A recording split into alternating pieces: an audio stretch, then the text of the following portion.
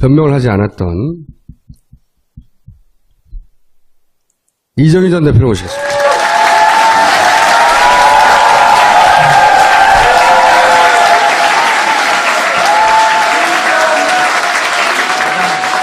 네, 오래간만에 인사드립니다. 이정희입니다. 반갑습니다. 정치를 다시 시작하려고 하는 건 아니라는 말을 제가 들었어요. 네. 그래서 이제 그 좋다 그럼 자연 이정희로 얘기를 하자라고 제가 혹시 저자 이정희로 모신 건 아니에요? 그렇죠. 이 책을 썼대요. 이 책을 다시 시작하는 대화. 책 이야기는 하지 말고요. 본인이 대표였던 통합진보당의 강제 해산 있잖아요. 해산. 김영환 다이어리라고 하는 물건을 통해서 거기 봤더니 헌재 해산 과정에 김기춘 전 비서실장이 적극적으로 개입한 흔적이 나온 거죠. 지속적으로 모니터링 했을 뿐만 아니라 선고 전에도 결과를 알고 있었고, 근데 그게 다이어리를 통해서 우리가 파편적으로 얻은 정보인데 실제 그 일을 겪었던 사람으로 당시에는 말할 수 없었는데 지금 이 자리에서 꼭 밝혀두고 싶은 몇 가지 지점이 있으면 일단 그 얘기부터 하죠. 근데 그렇게 바로 훅 들어가요? 왜냐하면 통합진보당의 마지막 대표였기 때문에 이 사건은 얘기해놓고 나머지 얘기를 해야 되는 것 같아요. 나 같으면 근황부터 좀 여쭤보겠네요. 잘 살고 있겠죠 뭐. 앞으로 정치를 하지 않겠다는 뜻을 얼핏 주변 지인한테는 밝히셨다고 하는데 앞으로 영원히 할지 안 할지 모르겠으나 안 한다 하더라도 이거는 마무리 지어야 된다 이거죠. 제가 보기에는 마지막 대표였기 때문에. 어떻게 이야기를 시작해야 할까요? 통합진보당 강제 해산 과정에 대해서는 당시 많은 여야 정치권에서 헌법재판소 결정을 존중한다는 것으로 일단락되어진 것처럼 여겨져 왔습니다.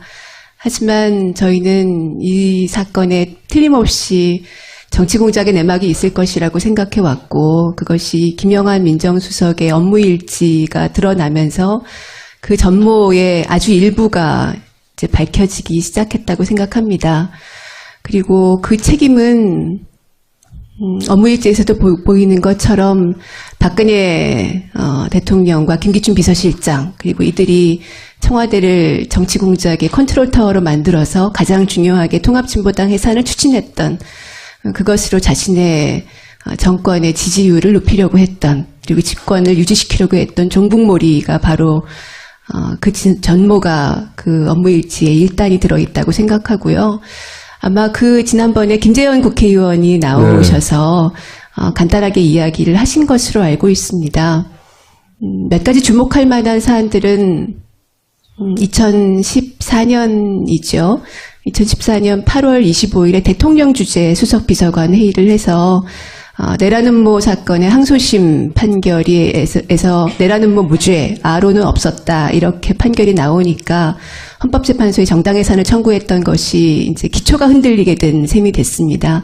어떻게 할지를 법무부 TF와 같이 협의를 해서 종합대책을 박근혜 대통령 주재하에 마련하죠. 그리고 그것이 실행된 것들이 나와 있습니다. 10월 4일에는 연내선고라는 김기춘 비서실장의 메모와 함께 통합진보당 판결 연내선고할 거다 이렇게 나와 있고요. 그것은 당시에 내란음모 사건에 대해서 1심에서는 유죄, 2심에서는 무죄 이렇게 나왔기 때문에 보통 통상적으로는 3심까지 기다려보고 하는 것이 상식적일 것이다 이렇게 모두들 생각했는데 기다리지 않고 연내에 판결하겠다 이렇게 헌법재판소하고 입장을 맞춘 것으로 나와 있고, 그리고 그 이후에 즉각적으로 현재의 재판 절차들이 매우 빠르게 그 바뀐 방침에 따라서 진행이 됐습니다. 그리고 12월 17일 기억하시겠지만 이미 그 12월 19일 대통령 당선 2주년에 통합진보당 강제해산 판결이 있었는데요. 아, 그 2주년이었죠. 맞아. 네. 맞춰서 한 그렇습니다. 거예요. 2주년. 네. 2주년 선물. 네. 네. 그런데 19일 이전인 이틀 전에 이제 판결 선고일자가 통보가 됐는데요. 이미 그 날짜에 이틀 전 15일 월요일에 이미 입수한 것으로 보이는 메모가 그 김영환 업무일지에 적혀 있었습니다. 통합진보당 해산. 해산 확정이라고 적혀 있었습니다. 선거 4일 전인 거죠, 그러니까. 그렇습니다. 예. 그래서 헌법재판소의 재판관들, 특히 의심스러운 대목은 박한철 헌법재판소장이지요. 왜냐하면 10월 달에 이미 연내선고라는 말이 나오자마자 얼마 직후에 박한철 소장이 새누리당 의원들 포함해서 국회의원들이 있는 자리에서 연내선고할 것이다 이렇게 이야기를 했었던 적이 있기 때문에 그 헌법재판소의 소장 또는 재판관 내부자와 내통이 있었을 것으로 여겨집니다. 여기까지는 지난번에 김재현 의원과 함께 들으셨던 것이고요. 오늘 조금 더 말씀드리고 싶은 것은 과연 이 일을 기도한 사람들은 어떤 사람들이었나, 무엇을 하려고 했던가입니다. 제가 이 김영환 민정수석 업무일지를 이제 한겨레에서 이제 얼마 전에 전체를 이제 보여주시면서 그래서 보기도 했고, 근데 거기에서 놀란 것은 통합진보당을 해산시킨 것이 자신의 정권의 최대의 치적이라고 생각했고, 그리고 해산 이후에 12월 21일자에는 공무원들에게 주의 프로그램을 만들어서 헌법재판소 해산 결정이 정당하다는 것을 주입하겠다라는 이야기가 나옵니다. 그리고 12월 29일에는 공무원들뿐만 아니라 중등교사 지침에도 헌법재판소 결정을 넣겠다. 심지어 초등 교과서에는 내년부터 넣겠다 하는 이야기까지 나옵니다. 저는 그것을 보면서 이것이 실제로 청와대에서 기획하고 실행 계획을 세웠던 것이기 때문에 김영환 업무일지에 나왔을 텐데요. 제 이름이 초등학교 교과서에 실릴 뻔했구나. 그래서 아이들한테 그 얘기를 했더니 저희 아이들도 굉장히 그 대목이 섬찟했던 것 같아요. 실제로 유신 시대의 국정 철학을 전 국민에게 확산시키는 것을 목표로 했던 것으로 보이고, 그 가장 핵심적인 사례로 통합진보당 해산을 들었던 것 같습니다.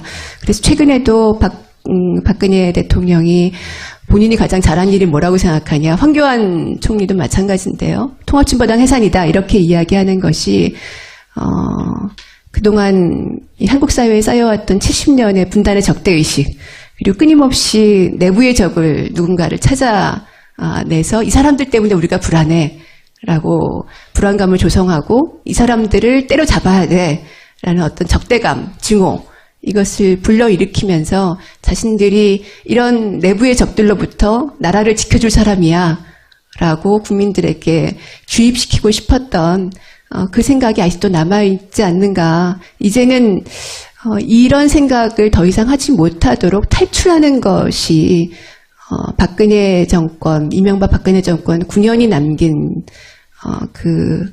쌓이고 쌓인 적폐에서 탈출하는 것 아니겠나, 이런 생각을 해보게 됩니다. 근데 생각해보면 통합진보당이 그렇게 자신들한테 위협이 되는 세력은 아니었잖아요. 그렇습니다. 국회 내에서도 적은 의석수밖에 네. 없고. 복잡하게 생각하지 마시고요. 토론회 때 최순실이 그 토론회 보고 미운 거예요. 저는 최순실과 관련된 모든 사안들은 아주 심플하게 이해해서 돈이나 미운 거예요. 그랬을 수 있겠죠. 그리고 김기춘 비서실장 같은 경우에는 이 좌파의 씨를 말려야 된다. 네. 그것이 자신의 이 땅에 태어난 목적이라고 생각하는 사람이라 이런 결과가 나온 거죠. 네. 그래서 기억을 잘 모르시는 분들이 많은데 2심에서 무죄가 났어요. 우리가 남아있는 기억은 해산된 것밖에 없잖아요. 2심에서 무죄가 났다고요. 그래서 이거는 해산이 안 될 거라고 다들 전망을 했거든요. 근데 혹여 대법원에서 무죄가 나면 안 되잖아. 그러니까 그 전에 해산시켜버린 거죠. 그거예요, 심플하게. 그렇게 만들 수 있는 힘을 가진 사람들은 그때 뭐 대통령밖에 없는 거지. 대통령이 그렇게 하라고 한 거지. 그렇게 보입니다. 김기춘이 그렇게 실행을 한 것이고, 실제로는 2심에서는 무죄가 났던 거예요. 해산이 안 될 가능성이 대단히 높았던 거예요. 아론은 없다고. 응? 내란 음모는 없다고 나왔거든. 기억 안 나죠? 안 나지? 대법원 판결도 역시 항소심 판결과 같이 네. 내란 음모도 없었고 네. 아로도 없었다, 이렇게 판결이 났습니다. 그 판결이 난 것이 정당해산 판결이 나고 나서 한 달여 뒤였는데요. 그 대법원 판결을 받아보고 나니까 굉장히 허탈하더라고요. 너무 골 때리는 거죠. 돌이킬 수가 없어요. 근데 진짜 억울한 거지. 말도 안 되는 사건인 거예요. 이거는 통합진보당이 주장했던 정치적 지향에 내가 동의하고 안 하고의 문제가 아닌 거예요. 전혀. 자꾸만 통합진보당이 싫어, 이정현 싫어 앞 깔고 얘기하는데 상관없는 거야. 너가 싫다고 죽여야 되나? 아니잖아. 자, 근데 하여튼 최순실 때문에 내가 보기엔. 책에 여기에 오랫동안 하고 싶은 얘기를 담았나 봐요. 이제 현실 정치를 하지 않더라도 앞으로 내가 자연인 이정희로서 해야 되는 이야기. 두 가지 큰 주제가 있다고 제가 들었거든요. 제가 한 3분 정도 들을 테니까. 네. 고맙습니다. 3분을 주셔서요. 먼저 전제해야 될 것은 그러니까 정치를 하지 않는다라는 표현은 그동안 제가 하지 않아 왔습니다. 왜냐하면 한국 사회에서 살아가는 또는 모든 어디에 살아가든 많은 사람들이 존재하는 것만으로도 정치에 참여하고 정치적인 의견을 내놓고 있는 것이잖아요. 그래서 정치를 하지 않는다는 그 표현하는 건 잘 맞지 않는 것 같아서 그 표현은 쓰진 않았고요. 다만 이제 현실 정치라고 흔히들 뭐 직업적인 정치인들이 하는 것을 표현한다면 제가 그런 것을 지금 할 수 있는 일단 면목이 너무 없어서 너무 죄송스럽고 그래서 그런 일들은 잘 아마 지금 하지 않는다는 표현을 이제 해주신 걸로 보이고요. 책은 두 가지 이야기를 썼습니다. 첫 번째는 박근혜 대통령의 당선 그리고 박근혜 최순실 게이트는 도대체 무엇이 만들어낸 것이냐. 이걸 이 시점에서 한번 짚어볼 필요가 있지 않을까 생각합니다. 그러니까 속아서 뽑은 것일까에 대해서 저는 아니야 속은 거 아닌 것 같아. 우리 국민들이 속을 만큼 그렇게 수준이 낮은 사람들이 아니야. 사실 저는 그렇게 생각했어요. 부정선거예요. 부정선거. 굉장히 오늘 쉽게 얘기하는데. 네, 그럴 가능성과 또 함께 또 하나는 당시에 그 선거를 앞두고 온갖 종편들이 종북몰이를 했지 않습니까? 국정원의 댓글 부대가 한 것이 종북몰이고요. 통합진보당의 해산, 야권연대 파산 역시 종북몰이로 만들어냈죠. 그런 상황에서는 국민들이 그동안 70년 분단 속에서 살아오면서 어쩌면 이게 색깔론의 색안경을 자신도 모르게 끼게 되는데 이것이 종북몰이가 하도 심하다 보니까 이번 대통령은 적들로부터 있을지도 모르는 북으로부터 또는 내부에 있을지도 모르는 적들로부터 대한민국을 지켜야 될 사람은 누구냐 라는 어떤 판단 기준으로 암암리에 만들어져 왔던 것이 아닌가 생각합니다. 그런 상황에서는 아무리 어떤 후보가 군복을 한번 입고 나온다고 해도 그런 기준으로 놓고 보면 박근혜밖에 찍을 사람이 없다고 생각하는 결론을 내리는 분들이 있었겠죠. 저는 우리 사회가 이명박 박근혜의 적폐로부터 이제 탈출하려면 이 종북몰이로부터 이제는 끝을 한번 내야 되겠다 이런 생각을 하고 이 책에 한마디를 썼고요. 또 하나는 진보정치가 진보정당이 그때 몰락했던 것이 우리 내부의 문제 그리고 진보정치가 스스로 재활대를 못했던 문제에 분명히 책임이 있다고 생각합니다. 제가 가장 큰 책임자이고요. 그 첫 번째는 진보정치의 존재 가치, 존재 의미. 이렇기 때문에 진보정당은 꼭 필요해. 어떤 특별한 유명한 정치인이 있지 않더라도 진보정당은 꼭 있어야 되겠어 라고 하는 것을 저희가 17년 진보정당을 하면서 제대로 국민 여러분께 말씀드렸던가. 한국 사회 가장 중요한 문제인 비정규직 문제, 청년 노동 문제에 대해서 얼마나 책임 있게 진보정당다운 책임을 대안을 내놓고 실행했던가 하는 점에서 부끄러움이 굉장히 많습니다. 내부의 갈등이 국민 여러분께 굉장히 큰 실망을 드렸을 것이고요. 이런 문제들을 극복해 나가면서 진보정치가 다시 한번 존재 의미, 진짜 진보정당은 유명한 사람 아무도 없어도 평범한 사람들이 만들어 나가는 사람들이 사람답게 살고 주권자로서 국민이 존재할 수 있게 하는 그 과정에서 진보정당이 꼭 있어야 되겠다. 이것을 어떻게 만들어 나갈 것인지, 비정규직 문제, 청년 노동 문제를 어떻게 하면 풀어나갈 수 있을 것인지, 갈등을 어떻게 하면 줄이고 미래로 함께 나아갈 수 있을 것인지 이런 문제에 대해서 말씀을 드리고 대화를 나누고 싶어서 이 책을 썼습니다. 그 마지막은 촛불혁명의 주인공들에게 네. 이런 챕터던데 네, 네. 거기서 하고 싶으신 말씀은 어떤 거였어요? 정치에 대해서 혐오를 가지신 분들이 많잖아요. 정치가 더럽다고 생각하시는 분들이 많으시고, 그런데 저는 정치에 대해서 지금은 혐오로 대응하실, 말하자면 선거 보이콧 이렇게 대응하실 때가 아니라 적극적으로 참여하셔야 될 때라는 말씀을 다시 한번 드리고 싶었어요. 왜냐하면 한국 정치는 보이콧가 얼마나 무서운 것인지를 체감할 수 없는 장치를 이미 만들어 놨거든요. 아무리 적은 수가 투표를 해도 당선이 됩니다. 심지어 경쟁자가 없으면 무투표 당선이 됩니다. 모든 선거에서. 그래서 의사표시를 하지 않고 그냥 무시하면, 외면하면 그것이 곧 찬성의 뜻으로 오해될 소지가 굉장히 크다는 것이죠. 그래서 정치가 아무리 혐오스럽더라도 지금은 참여하셔서 바꾸셔야 할 때다. 이 말씀을 드리고 싶었고요.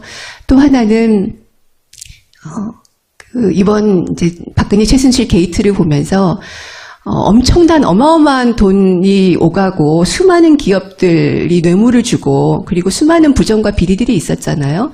이것을 고작 한두 사람이 실행할 수 없는 것 아닙니까? 매우 많은 증인들이 있을 수밖에 없지요. 그런데 지금까지 아무에게도 알려지지 않은 채로 꼭꼭 닫힌 채로 몇 년을 온 거잖아요. 이것을 앞으로 예방하기 위해서 우리는 이런 상황을 극복하기 위해서 무엇을 해야 될까?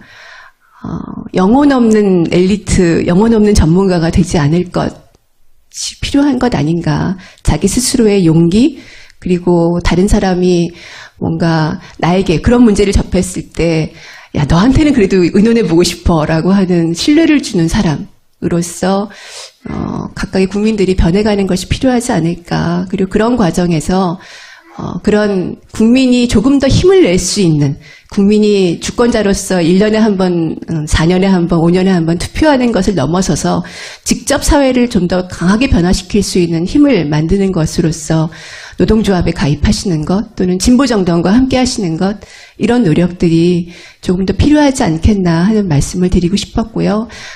책에서 조금 더 차분하게 접해보실 수 있을 것 같습니다. 다만 이것은 저도 아직 숙고가 부족하고 그동안 경험도 작기 때문에 여러 가지 미흡한 점들이 있을 것 같습니다. 제가 이 책에서 말씀드리고 싶었던 것은, 시도하고 싶었던 것은 대화입니다. 이야기를 나누고 싶다. 그럼 진보 앞으로- 정치가 아주 멀었다면 가깝게. 그럼 이 책을 내고 앞으로 북콘서트를 하면서 대화를 하는 거예요? 북콘서트를 하기에는 정말 제가 너무 면목이 없고요. 대화를 어떻게 책만 내고 나서 대화를 할 창구가 없잖아요. 좀 더 이야기를 많이 듣고 싶기 때문에 저는 근데 그동안 그런 자리를 혼자 만들었으면 꾹꾹 싶기도 숨어 있었어요. 했어요. 혼자. 왜 안 나오고. 그렇게 나오라고 해도 내가 안 된다고, 안 된다고. 사실 너무 죄송했고요. 그동안 이제 여러 가지 어려움들도 있었지만, 이제 통합진보당이 해산되면서 저희에게 제가 가장 가슴이 아팠던 것은 어쨌든 저희가 굉장히 적은 수고 또 국민들의 마음에서 많이 떠나 있었지만, 그래도 정부 여당에 대해서 이런 일은 하면 안 돼, 이건 잘못된 거야 라고 말하는 최소한의, 그냥 아주 최소한의 보루 정도의 역할을 조금이나마 하려고 노력했다고 생각해요. 그런데 그리고 종북몰이에 대해서 저항하는 최후의 어떤 존재로서는 있었다고 생각해요. 그런데 그런 존재로서 역할도 이제는 하지 못하게 되고, 많은 분들이 더 힘든 일을 겪으시고, 세월호 가족들 종북몰이 당하고 백남기 선생님 돌아가시고, 이런 것이 우리가 좀 더 열심히 해서 이겼었다면, 지지 않았었다면 조금이라도 막을 수 있지 않았을까? 이런 회한이 굉장히 많아서 사실 너무 죄송했어요. 그리고 가끔 이제 제가 가끔 당원이었어요 이렇게 말씀하시는 분들을 가끔 만날 때가 있어요. 정말 고개를 못 들겠는 거예요. 지금도 그런 마음이 채 가시지는 않았습니다. 그래서 하지만 책을 팔아야 되니까. 그래도 대화에 나가는 것이 필요하다면 그렇게는 용기를 내야 되겠다고 생각했습니다. 근데 이거는 내가 말은 안 하셨지만, 그리고 본인 스스로 말을 할 수 없을지 모르겠지만, 이게 밖으로 나가는 게 무서웠죠. 무섭다기보다는 면목이 없어서요. 무서운 거야. 왜냐면 이게 이제 이정희 때문에 대선이 졌다고 하는 건 진보적인 커뮤니티 게시판에서도 많이 있었어요. 그게 바로 그 보수 애들이 좋아하는 놀이라고, 그 프레임에 놀아나는 거라고. 그리고 또 말씀하신 나 때문에 당대표로 당이 공중분해되는 거를 나 때문이라기보다 내가 막지 못했다. 그런 얘기 하는데, 예를 들어서, 이런 데 나와가지고 내가 무슨 현안에 대해서 막 물어봐. 어쨌든 의견을 말했어. 그러면 통진당의 개수가 다시 기어 나와서, 이렇게 표현할 거예요. 기어 나와서, 어쩌고저쩌고 한다는 게, 뭐 보수 매체나 저쪽에 이용을 할 거 아니에요? 아니, 그거는 이미 벌써 진행되고 있어요. 광화문에 종북 세력들이 다시 등장했다, 주도하고 있다. 이런 공격들은 늘 하죠. 근데 이제 이정희가 직접 나온 건 차원이 다르죠. 개수가 나타났으니까. 종종 교수가 출몰하기도 했어요. 거기는 개인으로 간 거고. 그런데 그렇게 내가 나가는 것이 혹여 이 전국에 그들에게 이용당해 피해를 줄까봐, 혹은 나의 어쨌든 동지들에게 피해가 될까봐, 본인이 아닌데, 그렇게 이용당 할 걸 두려워했죠. 했어.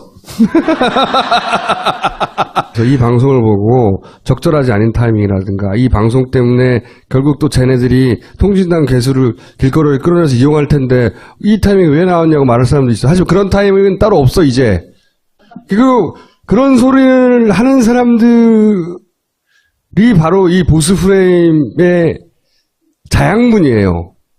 그걸 먹고 보수 프레임은 잘하는 거예요. 그 프레임 자체를 깨부시려고 하지 않고 그 안에서 조심하는 걸로 걔네를 이길 수 없다고 라고 내가 변명해놓고 삼성 이재용 부회장 영장이 청구됐잖아요. 네. 네. 이 영장은 당연히 발부되기를 모두가 바라요. 어떻게 전망하십니까? 그리고 왜 발부돼야 되죠? 법률가로서 얘기 한번 해주세요. 법률가로서. 법률가로서 말씀드리면 당연히 증거인멸의 우려죠. 이미 이제 삼성 내에서 증거인멸을 지시했다, 진행하고 있다는 것이 지난번 영장 처음 청구됐을 때도 특검에서 제시했던 것으로 알고 있고요.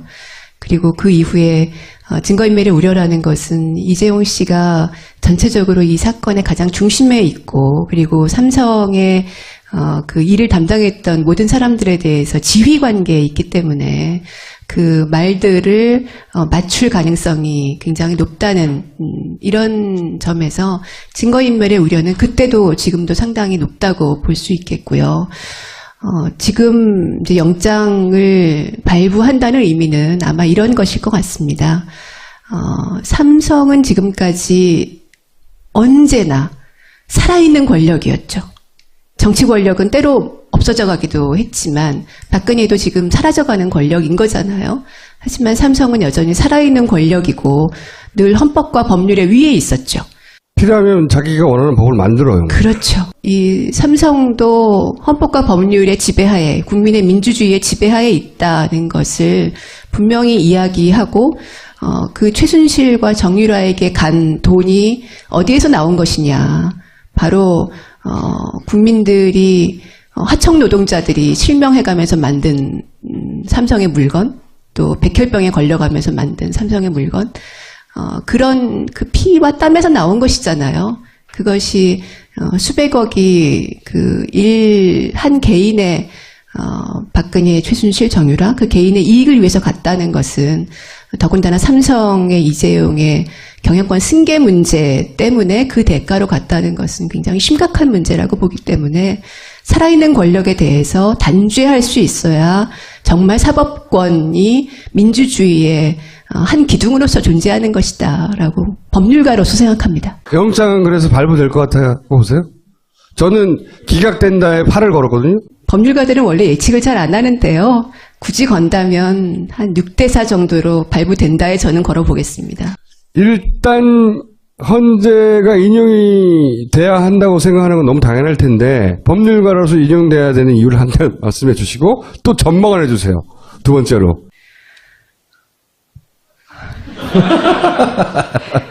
인용되어야 하는 이유를 법률가로서 말씀드리면 대통령이 가장 중요하게 자신이 대통령으로서 국민으로부터 권력을 위임받았는데 그것을 실제로 최순실이라는 전혀 어떤 공적인 국민의 위임도 받지 않은 검증도 거치지 않은 사람에게 공무상 비밀을 누설하면서 의논하고 그리고 그 최순실이 만든 어떤 구도에 따라서 국정을 운영하는 모습을 보여왔지 않습니까?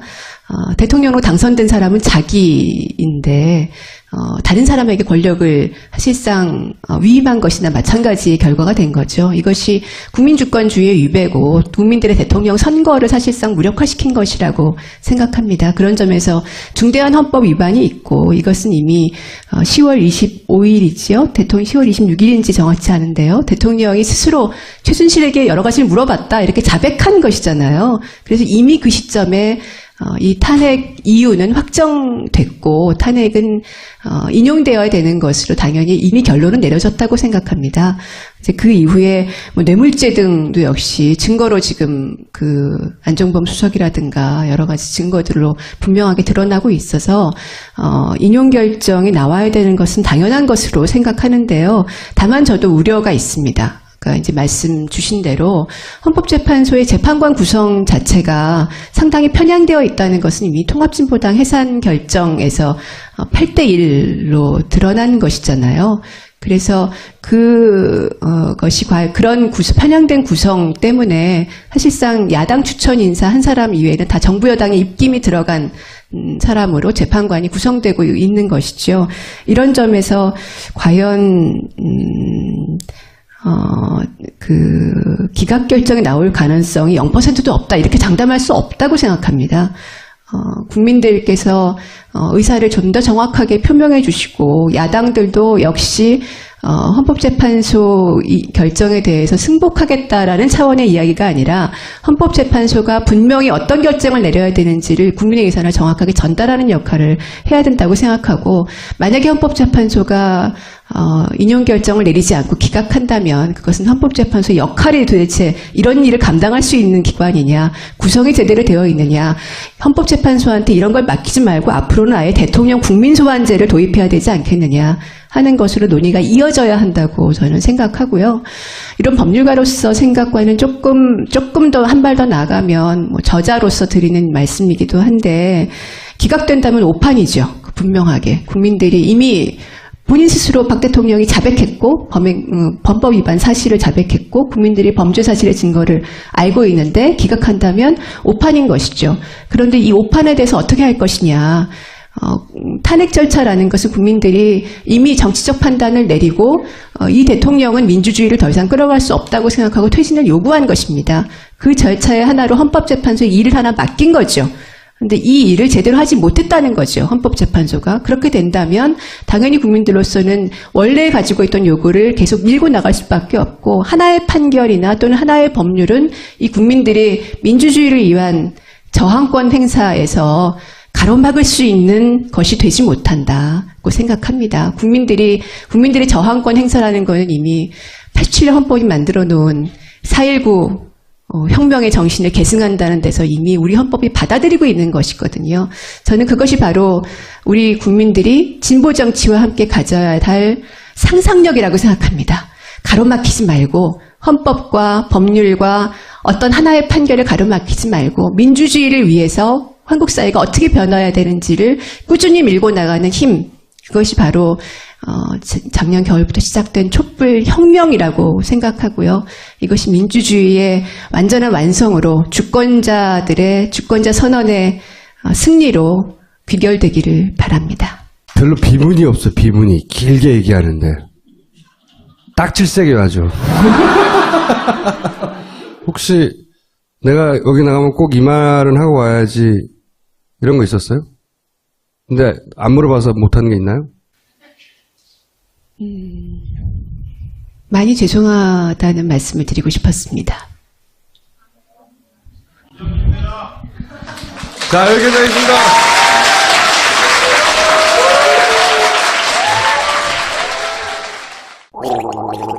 엄마! 가글 했는데 입에서 뭐가 나왔어! 그거 올리덴탈 체크 가글이라 그런겨. 지금 쓰고 있는 가글 사용 후 확인해 보셨나요? 무색소, 무알콜, 무계면 활성제의 올리덴탈 체크 가글은 쉽게 나온 입안의 이물질을 눈으로 확인할 수 있습니다. 딴지마켓에서 판매 중입니다. 야, 이 부장! 네가 부장이면 땅이야? 저 인간 저건 쟤 오늘도 술술 풀리고 안 먹고 회수 갔냐? 내일도 신체 상태로 출근하겠구만. 아유. 고려생활건강 술술 풀리고 음주전 한포가 당신을 지켜드립니다. 특허받은 천연 유래 성분 숙취 해소제 술술 풀리고를 은하계 최저가로 딴지마켓에서 만나보세요. 3월 13일 이전에 우리가 예상하듯이 3월 9일 정도에 그 결론이 나면 탄핵하라고 외칠 기회가 딱 아마 지난번에 김재현 국회의원이 나오셔서 간단하게 이야기를 하신 것으로 알고 있습니다.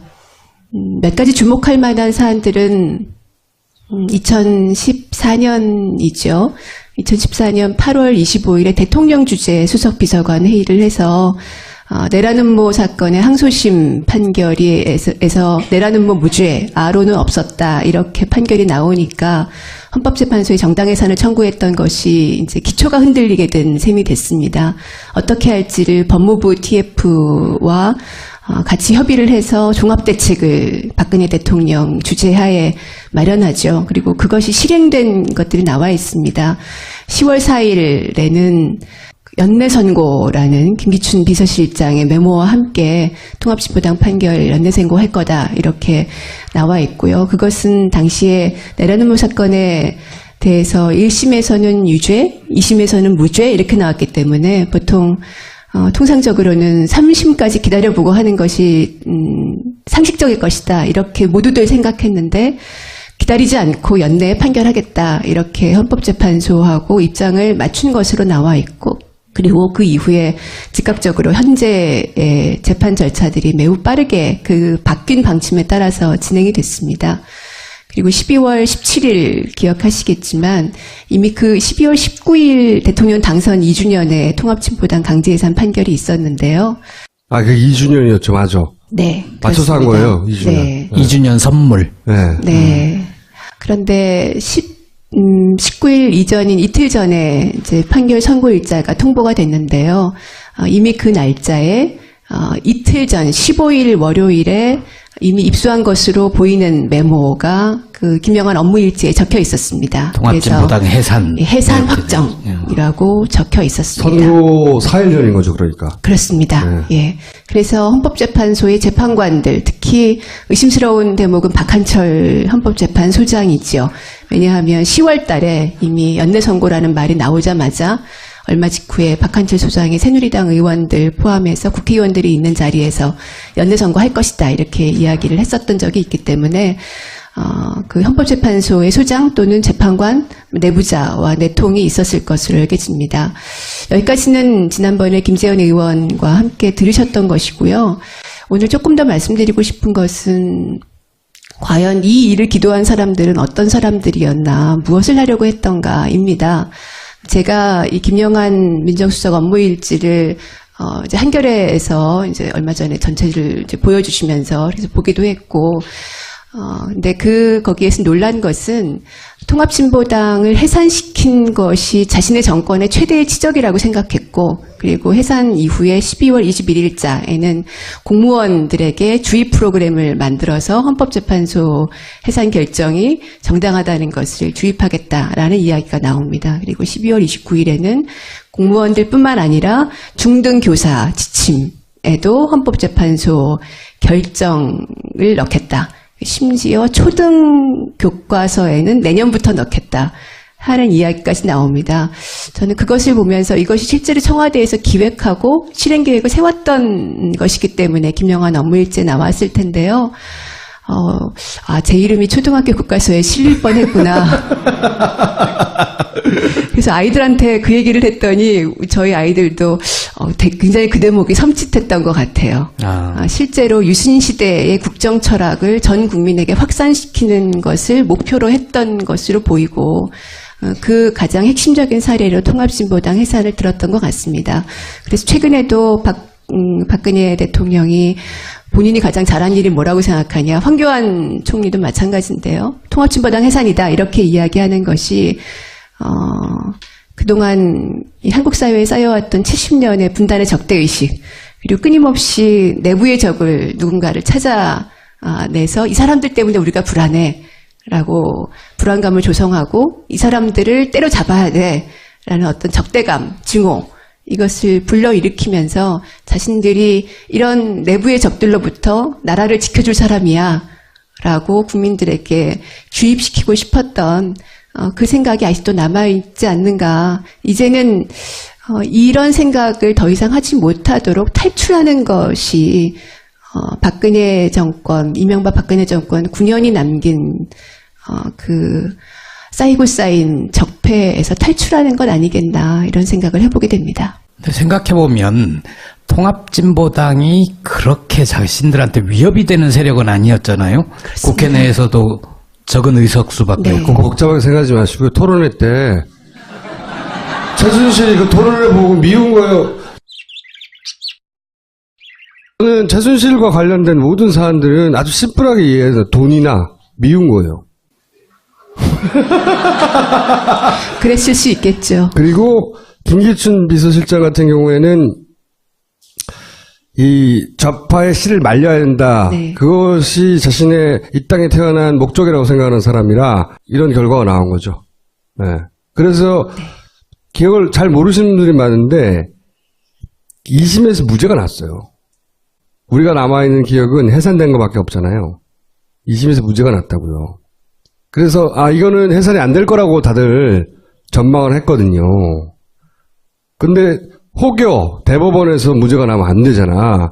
그러니까 그 전에 해산시켜버린 거죠. 그거예요, 심플하게. 그렇게 만들 수 있는 힘을. 그런 상황에서는 국민들이 그동안 70년 분단 속에서 살아오면서 어쩌면 이게 색깔론의 색안경을 자신도 모르게 끼게 되는데 이것이 종북몰이가 하도 심하다 보니까 이번 대통령은 적들로부터 있을지도 모르는 북으로부터 또는 내부에 있을지도 모르는 적들로부터 대한민국을 지켜야 될 사람은 누구냐 라는 어떤 판단 기준으로 암암리에 만들어져 왔던 것이 아닌가 생각합니다. 그런 상황에서는 아무리 어떤 후보가 군복을 한번 입고 나온다고 해도 그런 기준으로 놓고 보면 박근혜밖에 찍을 사람이 없다고 생각하는 결론을 내리는 분들이 있었겠죠. 저는 우리 사회가 이명박 박근혜의 적폐로부터 이제 탈출하려면 이 종북몰이로부터 이제는 끝을 한번 내야 되겠다 이런 생각을 하고 이 책에 한마디를 썼고요. 또 하나는 진보정치가 진보정당이 그때 몰락했던 것이 우리 내부의 문제 그리고 진보정치가 스스로 재활대를 못했던 문제에 분명히 책임이 있다고 생각합니다. 제가 가장 큰 책임자이고요. 그 첫 번째는 진보정치의 존재 가치, 존재 의미. 이렇기 때문에 진보정당은 꼭 필요해. 어떤 특별한 유명한 정치인이 있지 않더라도 진보정당은 꼭 있어야 되겠어 라고 하는 것을 저희가 17년 진보정당을 하면서 제대로 국민 여러분께 말씀드렸던가.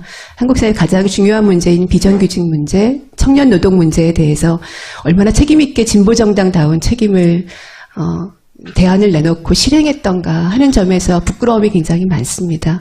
내부의 갈등이 국민 여러분께 굉장히 큰 실망을 드렸을 것이고요. 이런 문제들을 극복해 나가면서 진보정치가 다시 한번 존재 의미, 진짜 진보정당은 유명한 사람 아무도 없어도 평범한 사람들이 만들어 나가는 사람들이 사람답게 살고 주권자로서 국민이 존재할 수 있게 하는 그 과정에서 진보정당이 꼭 있어야 되겠다. 이것을 어떻게 만들어 나갈 것인지, 비정규직 문제, 청년 노동 문제를 어떻게 하면 풀어나갈 수 있을 것인지, 갈등을 어떻게 하면 줄이고 미래로 함께 나아갈 수 있을 것인지 이런 문제에 대해서 말씀을 드리고 대화를 나누고 싶어서 이 책을 썼습니다. 마지막은 촛불혁명의 주인공들에게 네. 이런 챕터던데 네, 네. 거기서 하고 싶으신 말씀은 어떤 거였어요? 정치에 대해서 혐오를 가지신 분들이 많잖아요.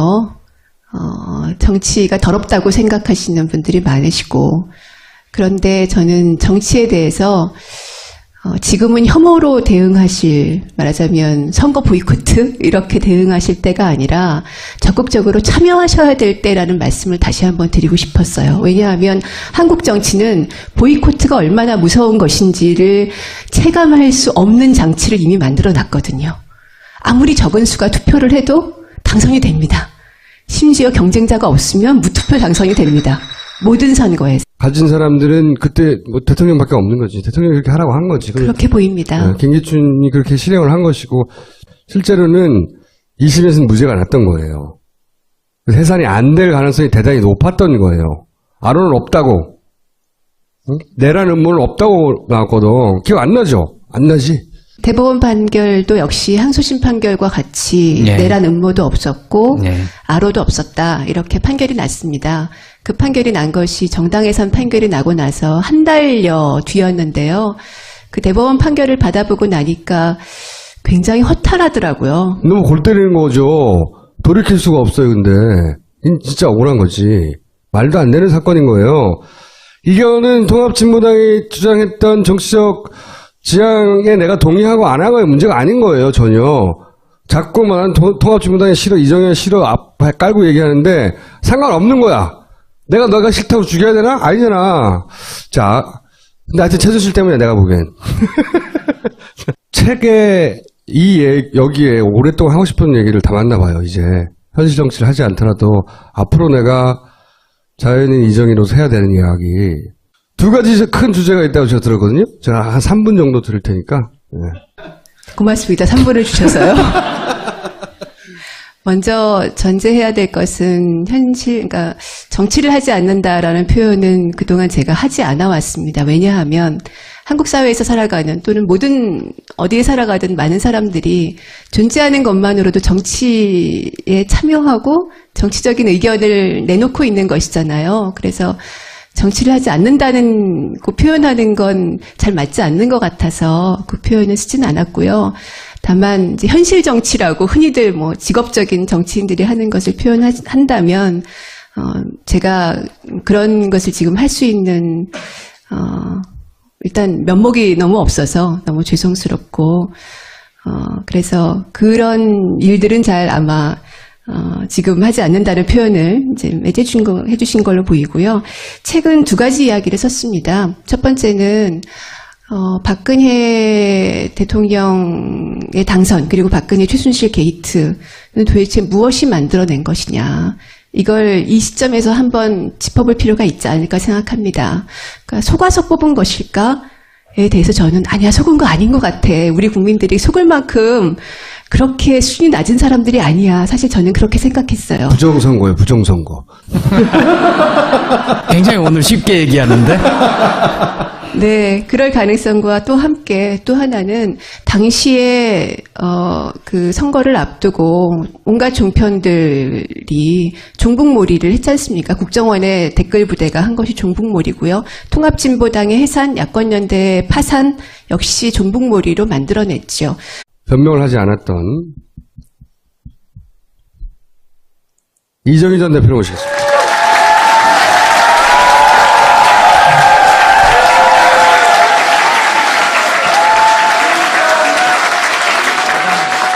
네, 오래간만에 인사드립니다. 이정희입니다. 반갑습니다.